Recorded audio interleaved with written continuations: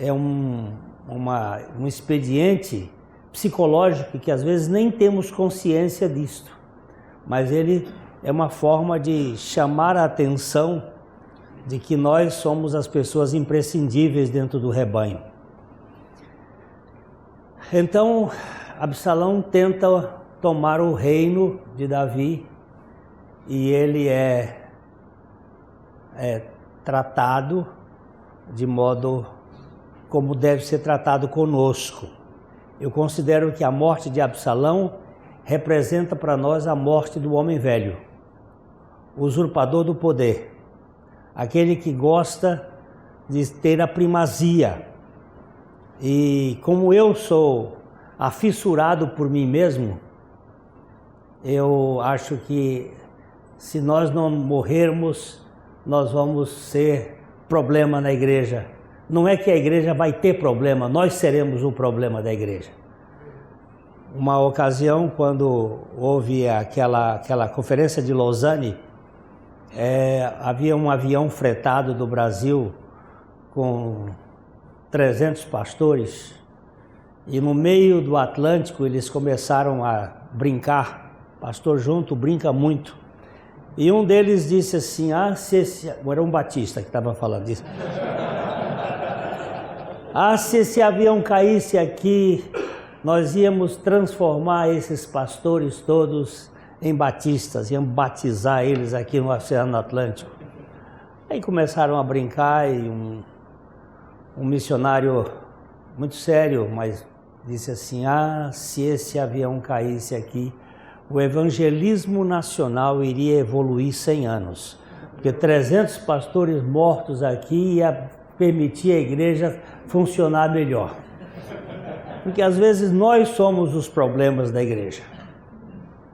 E a morte de Absalão foi, na verdade, uma coisa preciosa para o reino.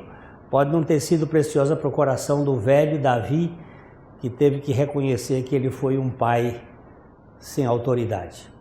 Mas nós vamos ler aqui, em 2 Samuel 18, o verso 9, que eu preciso desse contexto para a gente poder falar um pouquinho sobre o Evangelho. E eu gosto quando as pessoas leem. A Bíblia precisa ser lida. Às vezes nas nossas igrejas nós monopolizamos tudo. E precisa que outros leiam também para serem edificados. Então, cada um pode ler um versículo. Durante os embates, Absalão, montado em sua mula, acabou se encontrando com os soldados de Davi e, ao passar apressadamente com a mula debaixo dos galhos de uma grande árvore, Absalão ficou preso nos galhos pelo pescoço, ficou suspenso entre o céu e a terra, e a mula seguiu em frente. Olha só para a gente pensar assim, a cabeça de Absalão era o centro dele, ele penteava aquele cabelo dele, ele passava uma substância de prata no cabelo, que chegava a pesar 900 gramas quando cortava o cabelo dele, por causa da prata que ele colocava para ficar aquilo todo. E onde é que o homem é preso? Exatamente onde ele botava toda a ênfase na sua beleza, na sua importância, que às vezes a gente põe no estudo. Quem é você? Eu sou mestre, eu sou doutor, eu sou isto, eu fiz um curso em Cambridge, eu fiz um curso em Oxford, eu fiz curso aqui, eu sou doutor. E daí?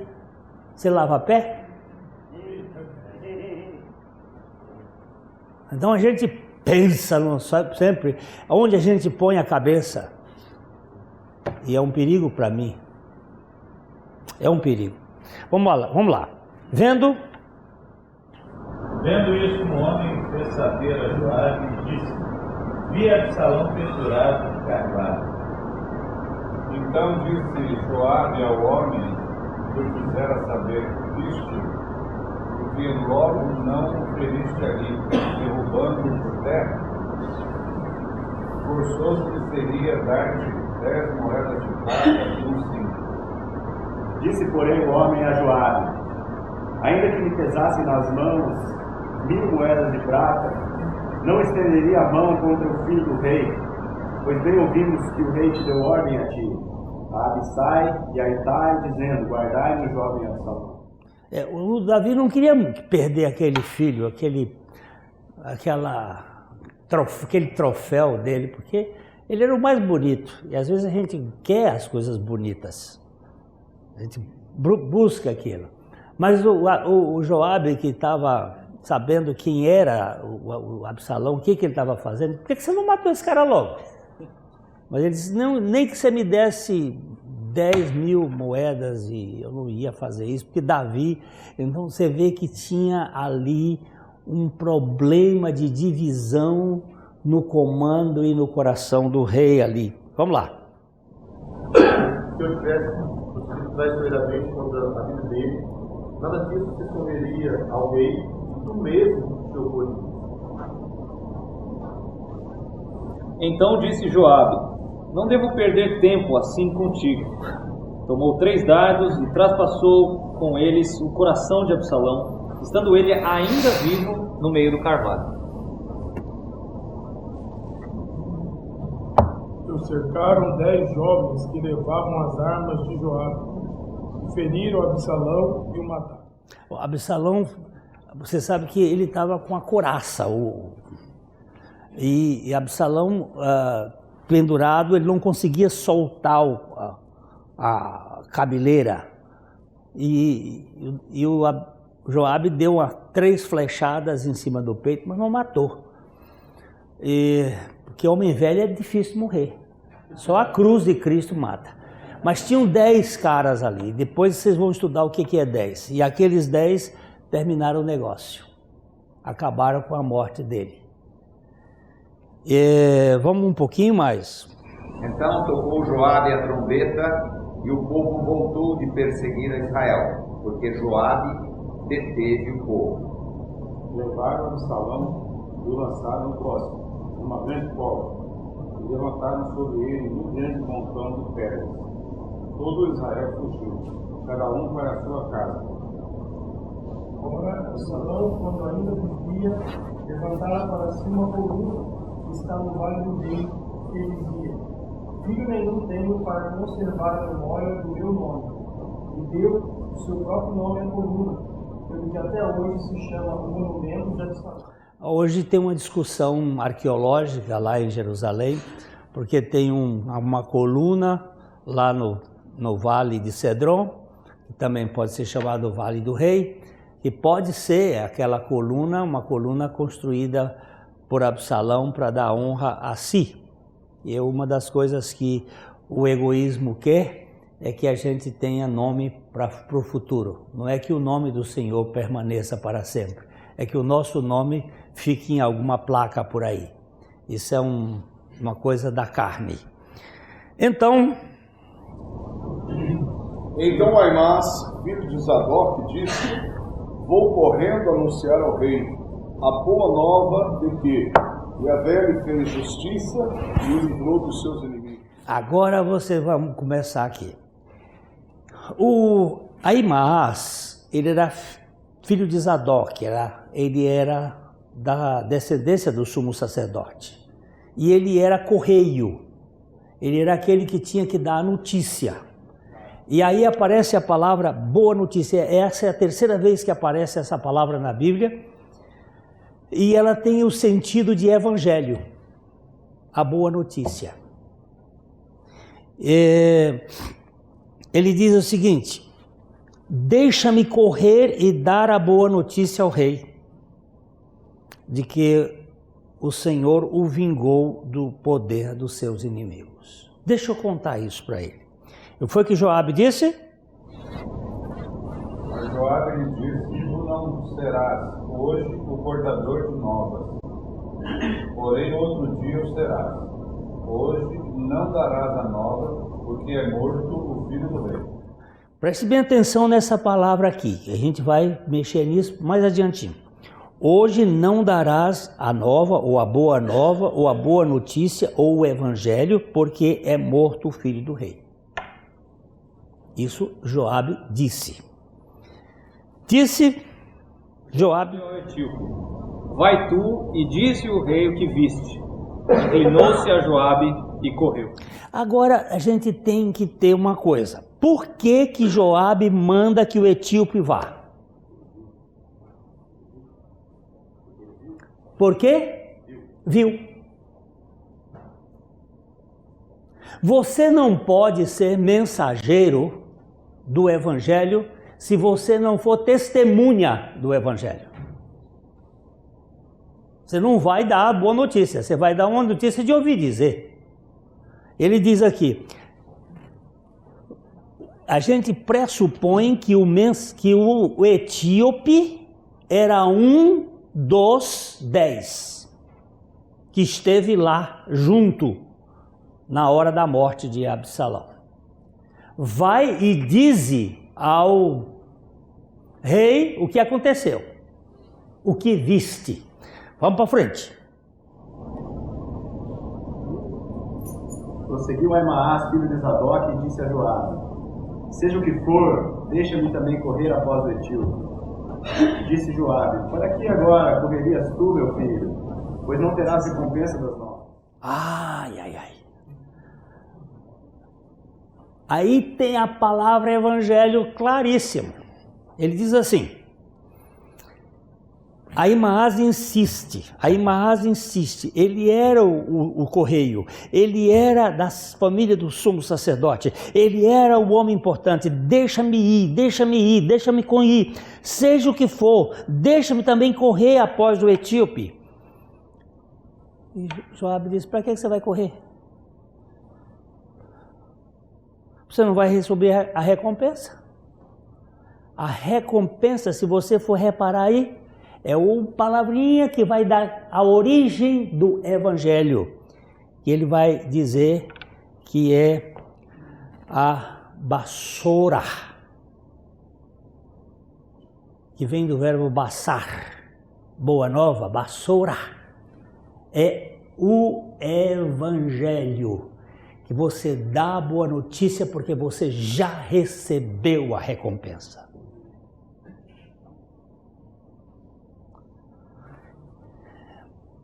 Se você não vai receber, seja o que for, verso 23. Qual? Mas Aimaas replicou, seja como for, desejo ir o mais depressa possível. Então Joabe consentiu, dizendo, vai, se é o que desejas. E Aimaas partiu em disparada pelo caminho da planície do Jordão e passou à frente do homem de Cush. Mas que coisa mais tremenda, passar de um etíope. Quem é que ganha de etíope hoje? O homem era bom de corrida. Pois não é? Ele diz, seja o que for, eu quero ir, eu quero assumir o púlpito, eu quero ir lá para frente e pregar, eu quero pregar, deixa eu subir. Eu fiz um seminário, eu quero ir pregar. Mas você tem mensagem?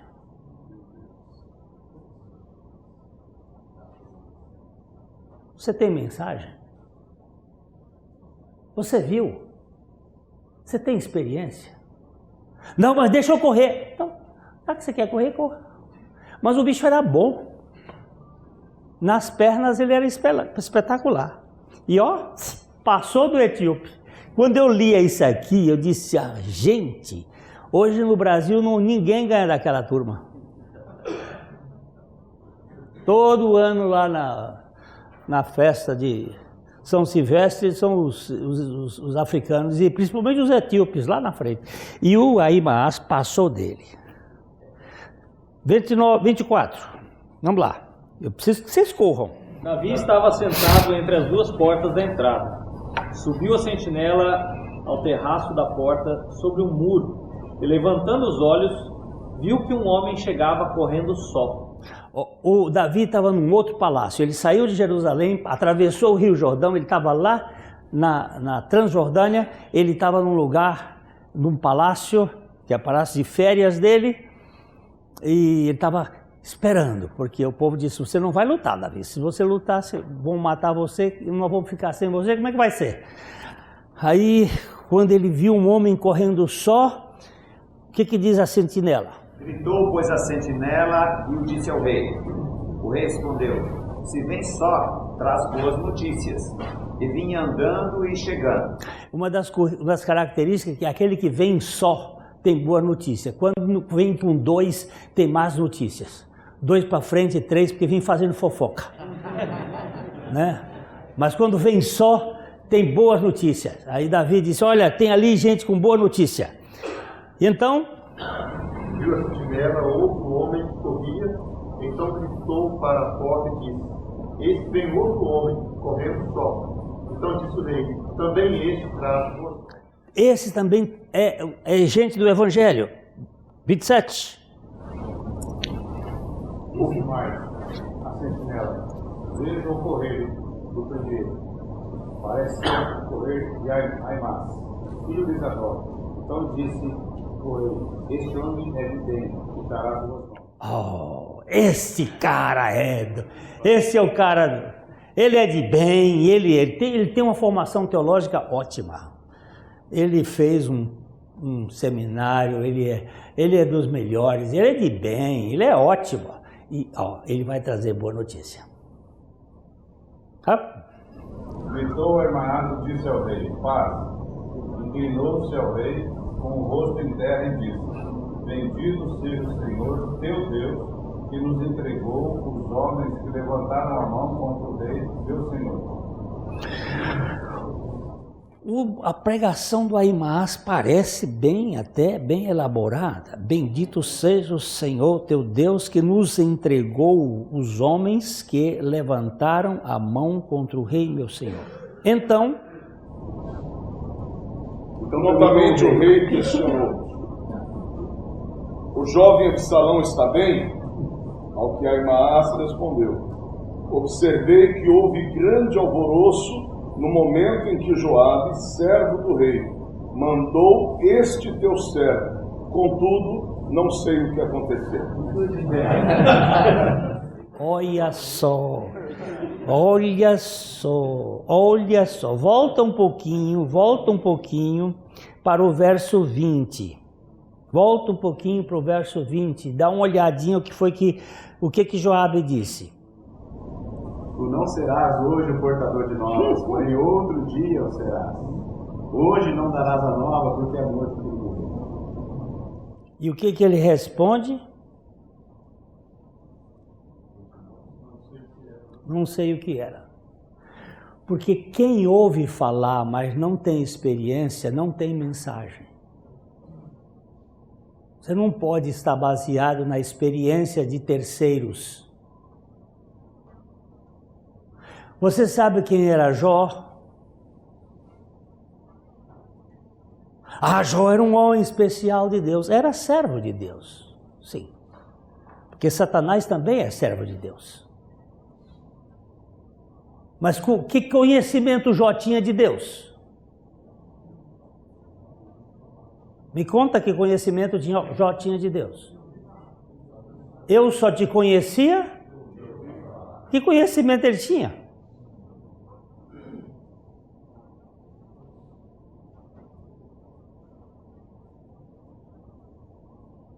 Você tem intimidade com Deus? Ou o seu conhecimento de Deus é de ouvir falar? Essa aqui é a questão. E aqui ele chega e diz assim, vi um grande alvoroço quando Joabe mandou o teu servo. Joabe mandou? Joabe não mandou, Joabe fez tudo para ele não ir. Mas o cara incutido de que ele é pastor, incutido de que ele é o mensageiro de Deus, ele saiu correndo. E aí o que aconteceu? Não tinha mensagem para dar. Não tinha evangelho para anunciar. Aí, o que é? Porém, eu não sei o que era. Verso 30. Põe-te ao lado e espera aqui. Ele se pôs e esperou. Porque tinha um outro que estava vindo lá atrás. Vamos ver o que o outro vai dizer. Chegou e disse, boas novas ao rei meu senhor. Hoje o Senhor te vingou do poder de todos os que se levantaram contra ti. Pode terminar. Então disse o rei ao Cuxita: vai bem com o jovem, com Absalão? E disse o Cuxita: sejam como aquele jovem os inimigos do rei, meu senhor, e todos que se levantaram contra ti para mal. Ele foi politicamente correto, mas ele diz assim: olha, seja com aquele jovem o que precisava acontecer com os inimigos do rei, meu senhor, viu? O rei que não era nenhum bobo, o que tem que acontecer com você? Agora vamos voltar aqui. O que tem que acontecer comigo e contigo? Morrer. Mas eu tenho que morrer? Tem que morrer. Se você não morrer, você não vai ser pregador do Evangelho. Você vai pregar religião. Você vai pregar sua denominação. Você vai pregar sua igreja. Você vai se preocupar com a carteira. Não com a glória de Deus. Você e eu precisamos morrer. Porque se nós não morrermos, o negócio está ferrado. E aí fica essas briga de quem é que pode mais, quem é que não pode. E aí, então o rei, profundamente abalado, subiu ao quarto que ficava por sobre a porta e chorou copiosamente. O rei ia subindo e clamando aos soluços: meu amado filho Absalão, meu filho Absalão, quem dera ter morrido em teu lugar. Ah, Absalão, meu querido filho, meu filho. Eu entendo aqui esse choro de Absalão com o propósito da redenção. Quem me dera que eu morresse por ti, Absalão, meu filho. E eu vejo assim Jesus dizendo assim: ó Pai, graças que eu morri por eles, para que eles experimentem a morte comigo. Graças porque eu morri. A minha morte foi a sua. E você morto, você vai viver para mim. O que é evangelho? Nós estamos aqui num projeto lindo, unidos pelo evangelho. Não é unidos pelo evangelho. Tem uns que estão unidos pelo evangelho. Mas aqui é unidos pelo evangelho. O que significa essa união pelo evangelho? Uma das doutrinas básicas da fé cristã é a nossa união com Cristo. Nós pregamos sempre um lado da verdade que é fundamental. Cristo morreu por mim. Eu falei da outra vez aqui. Cristo morreu por mim. Isto é histórico. Isto é uma realidade visível. Ali houve uma cruz, houve um julgamento. Cristo morreu por mim. Morreu a morte vicária, mas quem devia morrer? Quem é o bandido espiritual? Quem é o criminoso espiritual? Quem é o pecador? Sou Joe. E agora? Quem deve morrer? Sou Joe. E quem morreu? Joe, mas eu não sinto isto. Mas eu creio nisso, porque a mesma Bíblia que fala da morte de Cristo, fala da minha morte com Cristo. E eu preciso ganhar essa revelação. Para quê? Para que eu possa pregar a boa notícia às pessoas. A gente às vezes prega a Bíblia toda, mas não prega o Evangelho. Como assim? Porque o Evangelho está centralizado em 2 pontos. 1 Coríntios capítulo 15, versos 1 a 3 ou a 4. 1 Coríntios 15. Paulo está falando de evangelho aqui, da boa notícia. 1 Coríntios 15. Irmãos, venho lembrar-vos o evangelho que vos anunciei, o qual recebestes e no qual ainda perseverais. Por ele também sois salvos, se retiverdes a palavra tal como vou-la preguei, a menos que tenhais crido em vão. Antes de tudo, vos entreguei o que também recebi, que Cristo morreu pelos nossos pecados, segundo as Escrituras, e que foi sepultado e ressuscitou ao terceiro dia, segundo as Escrituras. O que ele está dizendo com a igreja de Corinto? Paulo escrevendo aos crentes de Corinto, igreja que ele fundou. O que ele está dizendo daquela igreja? Venho lembrar-vos. Venho lembrar. O que é lembrar? Recordar aquilo que já foi falado.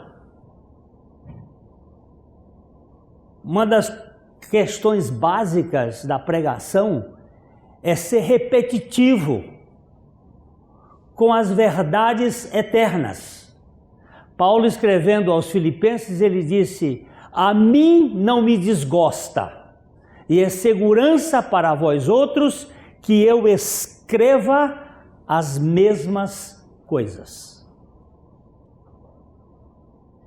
Eu tenho uma mente muito dispersiva e eu consigo esquecer as coisas se não for repetido. No meu carro, eu ouço a Bíblia todos os dias ligada, entro, o assunto não é CBN, não é BBN, não é BBC, não é qualquer coisa, o assunto é Bíblia. Eu preciso meditar neste livro da lei todos os dias e o dia todo. Porque as notícias que estão aí no WhatsApp, eu às vezes dou uma olhada, ou aquelas que estão no Facebook, eu dou uma olhada assim, já sei de tudo, basta eu ler a Bíblia para eu saber o que está acontecendo lá fora. Mas eu preciso da palavra de Deus. E ele está mostrando aqui, ó, venho lembrar-vos o quê? O Evangelho. O Evangelho que vos anunciei. Por ele sois salvos, se retiverdes ou permanecerdes nesta verdade, nesta palavra que vos anunciei. Nenhuma pessoa vai ser salva pela nossa argumentação. Não é o pregador que salva.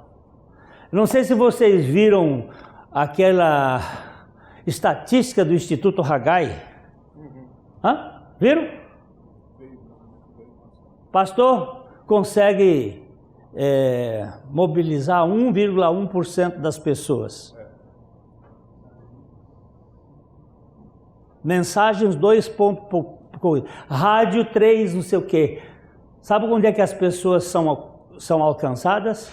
Entre amigos e entre famílias. 29,9% entre amigos, 49,7% entre família. Relacionamento. Por que filho de pastor dá problema? É a mesma coisa que teve com Davi. Ele está aqui, ó. Através de programa de TV, 1%. Através de filmes, 1,1%. Através de outros meios, 2,1%. Através de sermão de pastor, 2,4%. Através de programa de rádio, 2,9%. Através de trabalho pastoral, 2,9%. Através de distribuição de literaturas e Bíblia, 3%. Através de cruzadas evangelísticas, 4,4%. Através de amigos, 29,9. Através de parentes, 49,7. 80% é entre amigos e parentes, é relacionamento.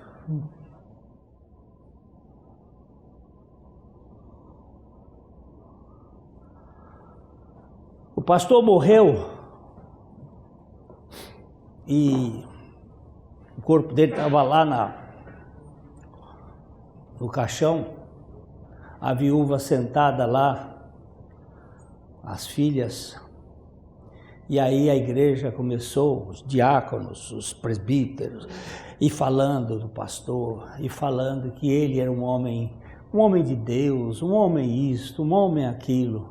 De repente a viúva cutucou a filha e disse: minha filha, vai lá na frente, vê se é seu pai mesmo que está deitado naquele. Porque nós que vivíamos com ele não tinha essa coisa toda que estão contando a respeito dele aí, não. Às vezes a gente conta algumas coisas que não...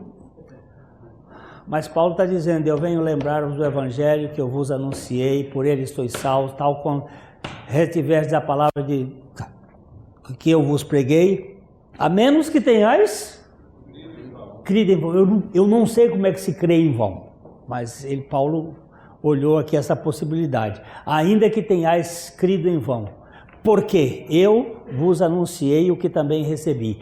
Eu anunciei o que também recebi.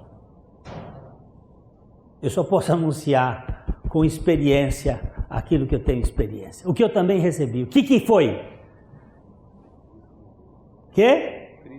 Cristo morreu pelos meus pecados, segundo as Escrituras, foi sepultado e ressuscitou segundo as Escrituras. Morte e ressurreição. Isto é o evangelho, é a boa notícia. A boa notícia é que Cristo morreu e ressuscitou. Mas qual é a boa notícia para mim? É que eu estava naquele pacote. Aleluia. Aquele pacote foi para mim e eu estava lá, naquela hora da morte e na hora da ressurreição. Quando Adão pecou, eu estava lá, ainda que eu não estivesse. Mas geneticamente eu estava em Adão. E é fácil compreender isso, que nós só temos uma mitocôndria. Na nossa mitocôndria tem uma Eva mitocondrial. Eu descendo de um ser homem universal. Por um só homem entrou o pecado no mundo e pelo pecado entrou a morte. E eu vejo isso em mim. E eu estava lá. Quando Adão pecou, viu, Hélio? Nós dois estávamos lá. Com certeza. Mas quando Cristo morreu, eu fui incluído nele. Ele me pôs dentro dele. Ele me atraiu a si. Ele me fez participante daquela morte. Não é à toa que Paulo diz para Pedro: ô Pedro, nós não somos justificados pelas obras da lei. Porque aquela explicação que ele está dando ali em Gálatas é porque o Pedro estava sendo... Como é que se usa essa palavra? Hein? Não, é a palavra dissimulado. Dissimulado. Quando tinha judeu, ele agia como judeu. Quando ele estava com gentio, ele agia como gentio. Duas caras. Você disse o quê? Hipócrita. Estava sendo hipócrita. Aqui com os judeus ele não queria nem saber, tudo kosher, comidinha kosher. Quando ele chegava para cá, olha, a coxinha do porco tá boa, vamos comer aqui. E isso quem era ele? O chefe do processo, o discípulo mais ilustre, estava agindo dissimuladamente. Agindo de um jeito ou do outro, porque nós temos essa tendência. Essa é uma tendência da carne, é uma tendência humana. Então Paulo chegou para ele e disse que na frente de todo mundo, lá na Antioquia, Ele enfiou o dedo na cara do Pedro e disse, você está agindo... A persuasão de Pedro era tão profunda que ele conseguiu conquistar até Barnabé. Barnabé que foi o cara que foi buscar Paulo lá no deserto e trazê-lo para cá. E ele disse assim, influenciou, e os próprios judeus foram com ele. E ele disse assim, Pedro, se nós quisermos ser justificados pela lei, dar-se-á o caso de Cristo ter morrido em vão? Aí ele entra com uma tese que é de arrebentar. Pedro, porque eu para a lei, morri para a lei, a fim de viver para Deus. Eu estou crucificado com Cristo e vivo não mais eu, mas Cristo vive em mim. E a vida que eu agora vivo, aqui nessa carne, eu vivo pela fé do Filho de Deus, no Filho de Deus, já que a forma que nós temos no grego permite tanto traduzir como dativo como locativo, tanto no Filho de Deus como do Filho de Deus, que nos amou e a si mesmo se entregou por nós. Porque Jesus é o autor e consumador da nossa fé. Então o Evangelho não é anunciar. Aí eu preguei sobre a chamada de Abraão. Ótimo, partiu dali, mas você tem que entrar no Evangelho. Onde que você vai entrar no Evangelho? Quando você chega no Calvário e sai no túmulo da ressurreição. Caso contrário, nós não pregamos a boa notícia.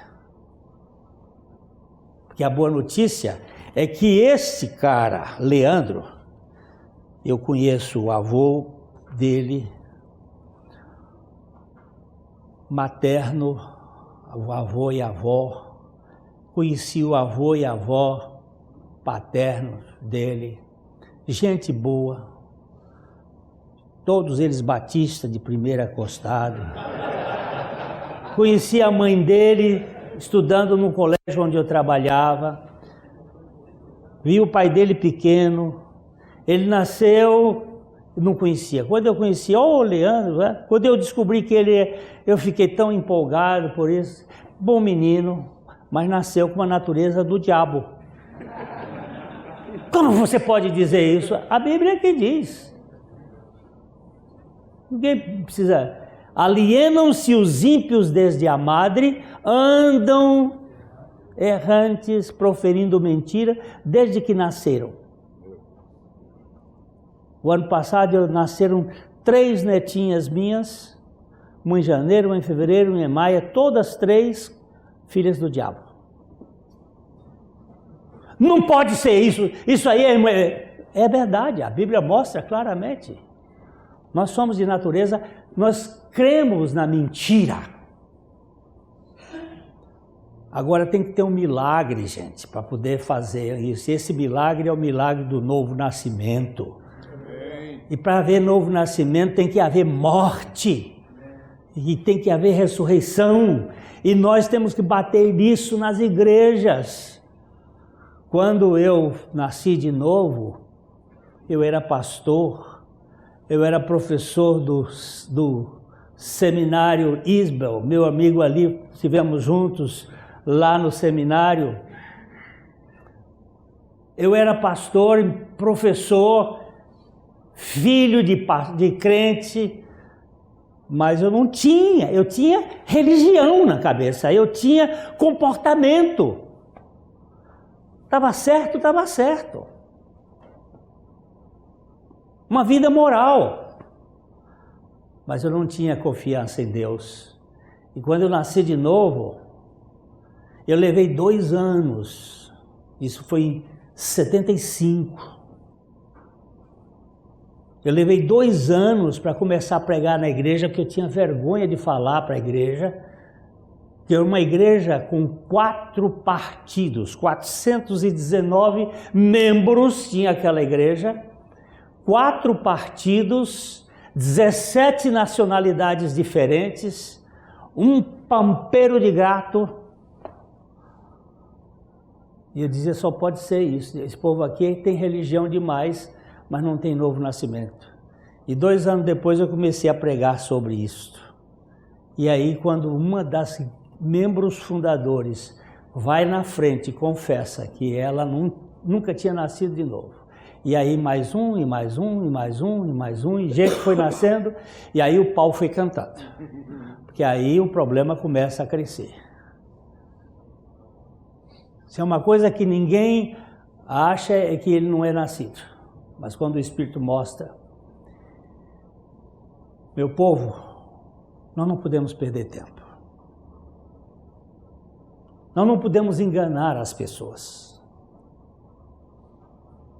Uma vez eu vi uma ilustração, eu contei para vocês aqui da outra vez, eu acho que foi, de um homem que foi para o inferno.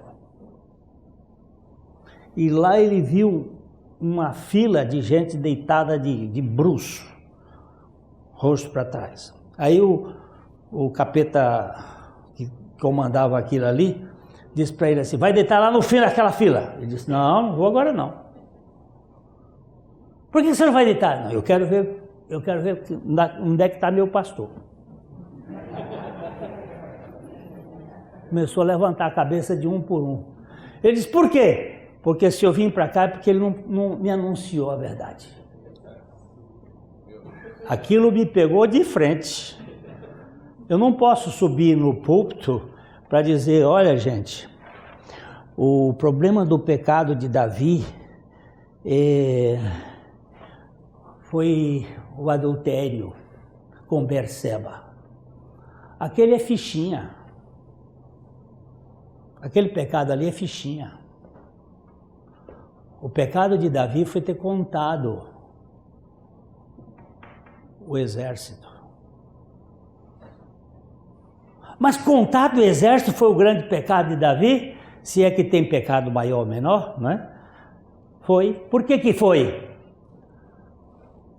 Porque ele se tornou rei de Israel com 400 esmulambentos. E agora ele tinha um exército de 1.550.000 pessoas e ele ia se ufanar de que tinha poder. O meu problema é que eu acho que eu sou poderoso. Esse é meu problema. Usurpar a glória de Deus e me achar importante.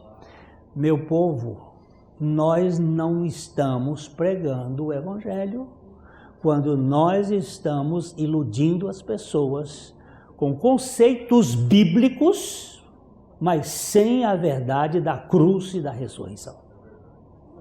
Sem anunciar aquilo que realmente muda uma pessoa. Eu termino citando a questão de Áquila e Priscila, ou Priscila e Áquila, quando ouviram Apolo pregar. Quem era Apolo? Rapidinho, Atos 18, começando com 24, e a gente termina.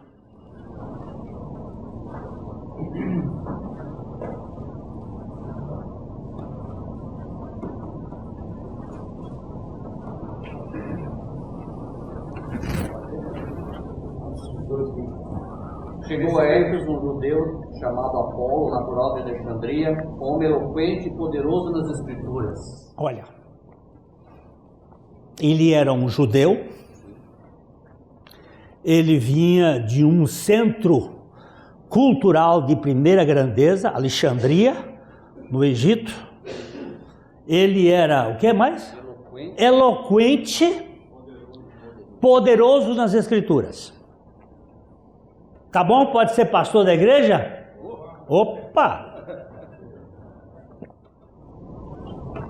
Era ele instruído no caminho do Senhor, sendo fervoroso de espírito, falava e ensinava com precisão a respeito de Jesus, conhecendo apenas o batismo de João. Aí já começa um negócio. Ele era instruído no caminho do Senhor, ele era fervoroso de espírito, tudo bonito. O que mais? Ensinava com exatidão. Com precisão e a respeito das coisas de Jesus. Ele conhecia mais o Jesus histórico. Somente o batismo de João. Mas ele só conhecia um tipo de batismo. Ele não conhecia o batismo da cruz, o batismo da morte. Ele não conhecia o batismo do Espírito Santo. Ele não conhecia o batismo no fogo. Ele não conhecia o batismo no corpo.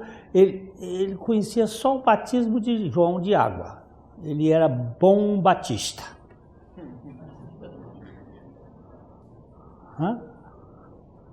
Mas não conhecia. E o que aconteceu? Apolo, portanto, começou a pregar com ousadia na sinagoga. E assim que Priscila e Áquila o ouviram, convidaram-no para uma visita à casa deles. Gostei dessa versão. Gostei dessa versão. E lhe explicaram com acerto e clareza o caminho de Deus. Ficou interessante. Áquila e Priscila estavam sentadinhos lá na sinagoga escutando Apolo. Quando ele terminou, ele não foi lá e disse, tá tudo errado. Você meteu os pés pelas mãos. Ele chamou assim, o Apolo, vamos lá em casa. Aí, vamos lá em casa. E aí, você sabe que você estava indo. Interessante. Mas, aí, porque a gente vive depois do mas. Mas, aí eles foram, a minha versão diz assim, com mais exatidão. Com mais precisão. Uma coisa pode ser precisa, mas não ser exata. Se você pegar aqueles blank de atirador, você tem uma grande, depois você tem uma outra, depois você tem a mosca. Se eu acertar em qualquer um desses eu acertei. Mas exatidão é quando eu meto lá no meio, pum! Aí ele disse, você precisa saber que você morreu também, viu, Apolo? Morreu para sua eloquência. Você morreu para o seu fervor, porque tem pastor que diz assim, eu sou de muita oração. Como se isso representasse, você é de muita oração? Então fica lá no seu quarto calado, rapaz. Fecha a porta, ora seu pai está em que secreto? Fica quieto, não fica contando que, não, eu tenho muitos resultados. Para que você está contando isso? O senhor não sabe? E por que a gente conta? Não é para chamar atenção? É porque a gente sente alguma falta, alguma carência, precisa de algum aplauso? Aí ele deu uma pegada no Apolo. E aí, sabe o que aconteceu? Olha o que aconteceu depois. Vai lá, Apolo. Querendo ele percorrer a Acaia, animaram os irmãos e escreveram aos discípulos para o receberem. Tendo chegado, auxiliou muito aqueles que, mediante a graça, haviam crido. Por quê? Com grande poder, convencia publicamente os judeus, provando por meio das Escrituras que o Cristo é Jesus. Ele só falava do Jesus, ele não falava do Cristo. E as duas naturezas estão ali juntas para realizar uma obra. Ele só falava do Jesus. Agora ele dizia, não, o Cristo é Jesus. O Messias é Jesus. O Messias veio. E nós precisamos pregar o Evangelho com mais exatidão. Que Deus nos dê graça de não perdermos tempo. Todo culto será uma oportunidade de anunciar o Evangelho. Porque as pessoas não vão ser salvas pelos nossos programas, pelas nossas atividades, elas vão ser salvas pelo Evangelho de Jesus Cristo. Que o Senhor nos mantenha aquecidos nesta verdade.